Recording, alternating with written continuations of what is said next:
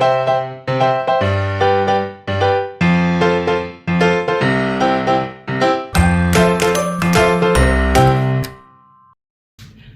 I'm Jen Eskridge, and I'm the author of Free Motion Framework. This book was developed by me because I super loved whole cloth quilts, and I realized, oh man, that's so hard, I'm never gonna be able to make one.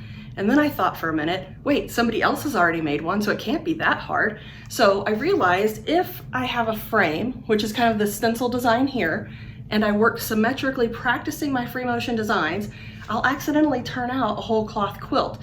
So it's kind of a roundabout way to get to a whole cloth. But today I want to show you some features in the book that I just super love, because the book is, sure, you accidentally make a whole cloth, but it's more about practicing your free motion quilting and really carrying on with your quilt journey. So each stencil, there are 10 stencils in the book, each stencil has a whole collection of lines that you transfer to a 40-inch piece of fabric, and from there you choose which shapes you would like to isolate and fill in symmetrically.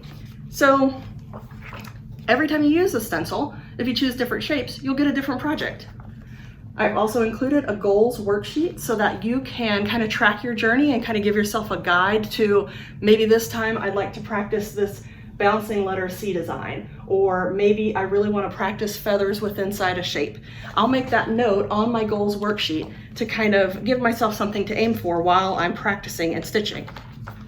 Just one second. You can see how the goals worksheets are used here. These are both my samples in the book, but they have the designs I would like to do. There's an almond shape with feathers around it, and how it turned out on the finished quilt here.